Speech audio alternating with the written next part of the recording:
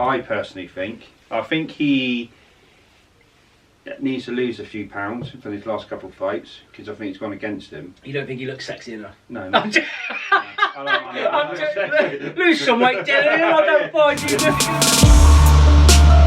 Well, mate, this month boxing's back, isn't it? It is back with a bang. Because we were supposed to do our podcast and then there was no boxing to talk about. It was like, oh, let's chat about boxing, and then COVID. Yeah. So there's nothing we to had talk a little about. break. They had a good show last week. Well, I didn't see what was on Friday. You said there was There's a fight Harper on. and everything, and the girls that fought, but there was some good stuff on.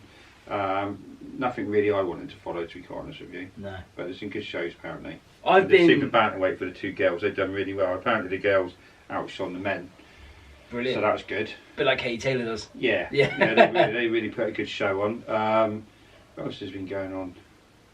I'm more excited about what's going on this month. Yeah, the new I know Frampton's fighting this weekend. Coming. Next week. It is this weekend or next week? No, Yeah. next weekend. Next Sorry. weekend, yeah. Sunday, This weekend coming, yeah. It's Sunday. Saturday, yeah. He's fighting next Saturday, and I don't even know who the guy is. I've never And heard he of the announced guy. like 4 days ago who the guy was. Oh, right. There's no like big announcement. There's no like big meet. Yeah. He just mentions it on YouTube. Like, oh, by the way, I'm fighting this guy. So I went on YouTube to check him out, and he's like, it's quite short, bit of a brawler. Like, really gets stuck in, really winds the punches in. Like, looks quite feisty. I don't think Frampton's gonna have an issue with it. Personally, he's a bloody good fighter. And you see him against Scott Quick. Yeah, it is good. That's a hell of a battle. But yeah, then I watched. I just told you this now. Yeah. No, I got stuck in this loophole of like EU pro boxing videos, and it was bad. Something wrong with that, isn't there? Yeah, it was weird. It was like unglorified amateurs. yeah. Well, it's like they weren't even amateurs. Yeah. Because at least with amateur, you've got to box to a certain standard, and then you go pro. These guys, like, they stepped off the street and go, "Want to be a pro boxer, mate? I'll give you 200 quid to fight that guy. Go do it." It's like a show they used to do on Sky. I can't remember what it's called now. Contender? No, it was saying it's just this thing was shit. Oh, yeah. It's basically, I got an issue with this guy because he didn't cut my grass properly, so I'm going to fight him for it. And there's two randoms in. How have I not seen this? Oh, I This sounds brilliant. It's mental. So it would literally be, you didn't cut my grass properly last week, so I want my 10 quid back. Shut up! Honestly, I'll fight you for it, yeah. Is it some rich guy fighting his staff? Yeah. You didn't cut my grass Yeah, properly. it's like, Where's your missus? You didn't make the breads properly in the hotel. It's mental. It'd be like a postman who goes, you know what, you've been a right dick to me for the last 3 months. I'm going to fight you to get in and have a fight. No It was way. mental, yeah, absolutely mental. That's insane. Yeah. That's also terrifying if whoever you're fighting is an absolute lunatic. And Well, yeah. all you did was deliver his post late. Yeah. And he's like, right, get in the boxing ring. You're like, Oh. mate, I just delivered the It post. was America for you though, wasn't it? It's crazy. Yeah. Bloody Americans. It's full on, like, over the top, eccentrics, ring girls, like, the lights, the music, the lot. Absolutely mental. I 3 love 2-minute that in rounds. the UK. I love watching stuff like that. Yeah, 3 2-minute rounds it was. Funny as hell. I tell you what I don't like watching is white collar boxing. It can be murder, that's why. Oh, it's Yeah. horrible. When you go down there and you see some accountant, fighting some lad who's definitely been a kickboxer or something in his past, and you're like, this isn't an even match. No. And he just gets absolutely pasted, and then he's treated like a hero. Oh, you raised money for charity, but it's like, yeah, but I'm brain dead. he nearly had brain damage. Yeah. I'm Can't pretty speak sure for his 3 eye weeks, socket yeah. is shattered. Especially when you've seen it first hand as well. Especially if you're an accountant as well. I mean, your brain is a very crucial part of your job. You turn up and go, what's going on, Hugo? I don't know. Well, I don't know what accountant's names are. I don't have an accountant. Archie, darling. What's happened to your eyes?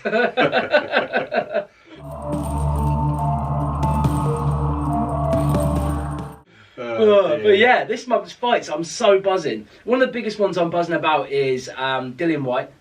Just because I feel like he's been left behind for ages. He's been pushed away. He's obviously wanted Joshua, and then Eddie Hearn was like, they gave him a rubbish deal, and that was horrible. He's got Povetkin. What's your thoughts on this?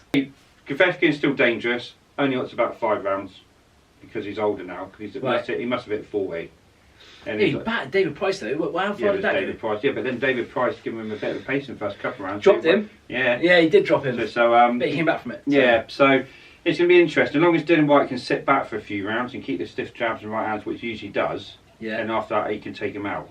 Yeah. But don't make like a song dance out and go 12 rounds because then I think he gets tired too quick. Yeah. And then Dillian Whyte is so hungry for it. Yeah. Also, with the mandatory that's now come up with Tyson Fury, he could fuck everything. Yes. Oh yeah, massively. Like if Povetkin wins, and there's a risk. Yeah. Because he's a big heavy hitter, and he's only lost to 2 people. Klitschko and Joshua. Yeah. Yeah. And Dylan lost to Joshua, so there is a risk there. Yeah. But yeah, like so. Yeah, he's theoretically he should go in and smash it within like 6 rounds. I think. Yeah. 8 at the very most. Make a statement. Yeah. Get a good battle thing out of him, and then train his fucking ass off for Fury. So he looks sexy for the fight. So he looks sexy as hell. Just wins it on looks, mate. Oh, look at his 6-pack now, man. Because he's an odd one. Anthony Joshua's a good looking guy. Yeah. I think that's what, you know. Yeah, if I want to look like one. My wife loves him. I said to my missus, I said, what would you do if Anthony Joshua knocked me out? And she went, step over you. Fair play. As long as you full house over 10, like yours.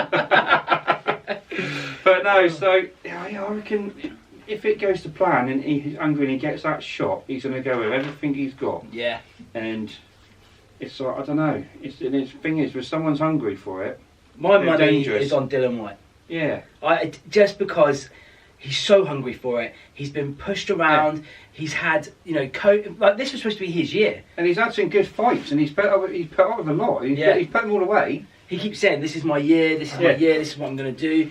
And every time he's been sort of pushed back, and the limelight's always on Tyson Fury and Anthony Joshua. But unfortunately, yeah. But the thing is, Dillian Whyte's a really good fight. I mean, you can see what he did to Derek Chisora last time they fought in Manchester. He absolutely with Joseph Parker, you know, it wasn't a great performance for him. Right. But he still went 12 rounds. Good 12 rounds for him. Yeah. And then Joshua had a shit 12 rounds with Joseph Parker. Yeah, he did, yeah. Do you know what I mean? So, you know, when you look at some of his credentials, he's done all right. In fact, he got slated for him because he had to really box him, didn't he? Yeah. There was no... He knew he wasn't going to knock him out. Yeah. So he had to fight him. Well, he's an ex-undefeated world champion. You know, went 12 rounds with Joshua, so he was dangerous. Yeah. And so he did have to go careful, and it was like one of his second biggest step up in his career. Oh, actually, no, I just can't remember it, but yeah, I do remember. Yeah, it was already a sighted one, but he done well. He done what he had to do. Yeah. Like, so his last couple of fights, he's really gone to town, and he's had it hard, but he's pulled through them all. And everyone has chucked at him, the poor sod. I'm not a great lover, but everybody chucked at him, he's beat them. Yeah. And he's done what he's told to do. And then he's waited, and he's beat him, and he's waited. He let himself down when he lost his temper with Joshua. Yeah. And that's just a lot of beat up animosity, and they're both young and immature, I think, for himself. I think as well because he knocked him out as an amateur. Yeah. And then you go to pros. I don't know why he reigned on that, because he only had a couple fights each, so they're both shit back in that day. So anything could happen, especially at that weight class, you know. It's like being at primary school and someone who did karate beat you up at primary school. Yeah. And then years later, you've done like loads of roids and trained like a maniac in an MMA studio, and the guy that did karate and's never done it since still thinks he can have you. Yeah, true. No, you can't, mate. But no, so wait and see. Do you reckon could win out of Dillian Whyte and Fury then? Oh, do you know what? As much as I love Dillian Whyte, I really think Fury's got him. There's something about him. Like for ages. I wasn't a Fury fan. No, I wasn't. And then I felt the media basically gave him a bad run, and I think everyone just jumped on that. And there's a few out there that are like die-hard Fury fans that really have supported him all the way through the bad times and the good. And I'm one of those people that's jumped on the bandwagon now and gone, actually, hold my hands up. Fury's a decent geezer, and he's a hell of a fighter. And I think he would clean up Dillian Whyte. He's going to clean up Wilder in the next one he does with him. Is it Wilder he's fighting next? It is, isn't it? I think he's going to clean up Wilder because he's done it already. He's got to fight, isn't he? That's good to me. That is going to be a dangerous one, though. Very much so. Yeah, very fucking dangerous. Wilder's going to want to end that as quickly as possible. He's going to go wild as fuck. Yeah, of course he is. Yeah. Which because I think Wilder's got no skill about him. Yeah, he's got a big heavy hand. He can handle it and take it, but like I say, when he comes swinging and he's a hard hitter, it's going to be a dangerous one. So that's all you want. You want Fury to like weather the storm and just keep his hands up, really, just be sensible about it. But once he's done that, and Dillian Whyte one would be more of a challenge, obviously. I've seen Wilder's designers, they've made him a feather suit, haven't they? Lighter the better, guys. Lighter the better. Walking on it. Well, he's got it in the bag. He's getting carried in. He's not even have to walk to the ring. Save all the energy you can. Go have some of that herbal stuff you've got. Ashwagandha. Get some of that down here. Get some of that, Wilder. You'll love that, mate. Eat your heart out, so Fury.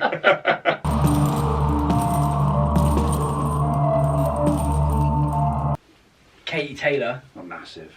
I'm such a fanboy for Katie Taylor, and obviously Persoon. Yeah. And the first fight they had was very controversial because I watched it with Isla, my 9-year-old. Yeah. She loves boxing, and she had it down to Persoon, and I had it as a draw. Yeah. Only because her face was an absolute mess. Katie Taylor gave her a proper good hiding, but towards the later rounds, Taylor was tiring. Yeah. Persoon wasn't. No, Persoon on it. The weight at that time, the weight differential took its toll, didn't it? Yeah. It showed in the later rounds, like it does. Yeah. But like I said, I just had it split decision.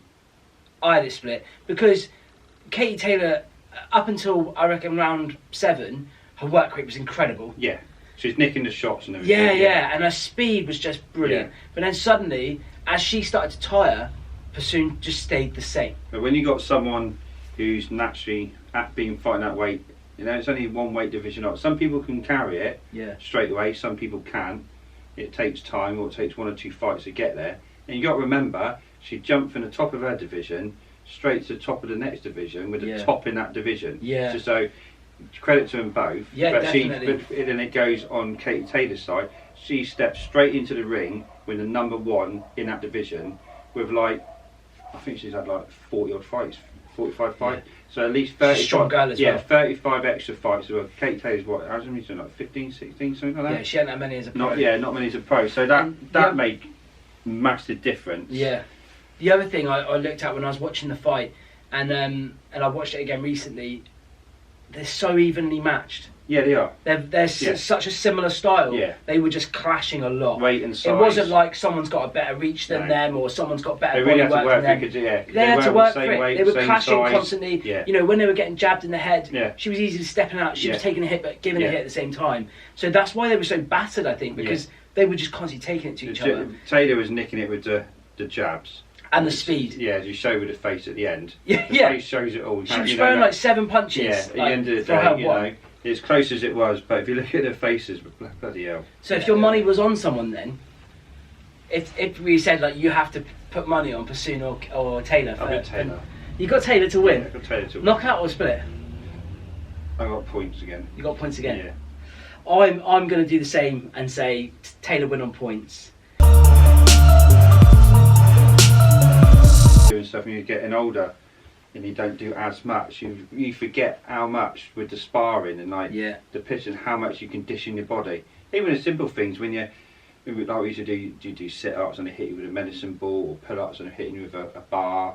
It never hurts as much as a punch. No, it never hurts as a punch, but you forget how much it's hardening your body up. Oh yeah. You know what I mean? You just don't realise. Even when you start punching, you go into a boxing gym and you start training 4 times a week.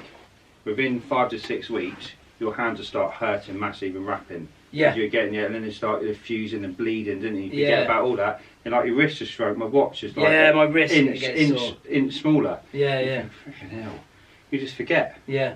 It's mental. I've been wrapping up real tight because my wrist's been hurting. Yeah. And I've got one of those special ergonomic mice for work. Yeah. Just because I was finishing boxing here at lunchtime. Yeah. Basically, with this Tyson training I've been doing, I get up in the morning, I train. I get home at lunchtime, I don't have lunch, I train. And then I have a lunch on the run, take it back to work and eat it. And then I was coming home in the evening, training again. And honestly, the pain, in the morning it was sit-ups, push-ups, dips, all that kind of stuff. Then at lunchtime it was punching. Yeah. I was supposed to get up at 5:30 and go for a run. Didn't do it once. Oh mate, I tried it. I was just I'm not ready for it. But we have to start working out a routine together. Well, I know. One together. Part of the rules of doing this vlog was we were gonna do the training. We'll do something. I can't do it. We incorporate little bits into our own routine. That's what we do, and then we talk about our life, but with some of the little nicks of different fighting. Yeah. It's hard when you've got 20 kids and then you got all your stuff and things. It's hard to fit it all in. It is hard. I did go in the gym this morning with my 1-year-old in the high chair. Put the music on, so he was bopping away. What, gym at home? Yeah. He was bopping away and he thinks he's sat in his high chair over there whilst I'm doing some curls and then when I was trying to punch. How much are you curling? About 30. 30 kilos? Yeah. Jesus. 25, 30 kilos. I can only do 27. I thought I was a big man. I was walking around like my chest puffed out. Call me 27 kilo Honnoraty, mate. Doing high reps and then punching the wall when he's like getting too excited, trying to jump out. I think, fuck's sake, you make life hard for me, don't you? Yeah. And Mrs. comes in and ruins it. Oh really? Yeah, she goes, so you're having a midlife crisis. Is that what she said? She goes, it's 6:30 in the morning. I'm like, no, just leave me alone for a minute. Yeah. I did deadlifts this week on Monday. I don't do leg day. Yeah. I'm always on my legs, so I don't. I'm always doing stuff on my legs. Well, I read online that your biggest muscles are in your upper legs and your ass cheeks. Yeah. So if you do like deadlifts and squats and stuff on say like a Monday, and smash it up, then by through the week your body's burning energy into these. Yeah. Anyway, I ripped them. I couldn't sit on the toilet. I couldn't walk up the stairs. I was having hot baths every night with what we do, we get back down the dunes. Oh, no way am I doing that again. I blew my lung last time. Running up the sand dunes is the worst. It's fucking awful, isn't it? I don't want to sound like a pussy, but no, the hardest man in the world. I've destroyed the hardest man in the world. I took triathletes down there. Yeah. Who were like run rings around us, and I've destroyed them in there with 20 minutes. It's not that scares me. It's the snakes. Oh, yeah. I'm so scared. My mate Scott. We're doing a 6 mile run, and he's really, really good run. He's got a massive recovery rate in his legs. Top house shit. His recovery rate in his legs is just amazing. It annoys me. Yeah. So I do stuff and I think, now my muscle memory is coming back, and I was getting on top, but doing all right. So he's in front of me, so I'm keeping it. He goes, you right, Willie? I'm like, yeah. And he goes, oh, I'm fading. I'm like, yes!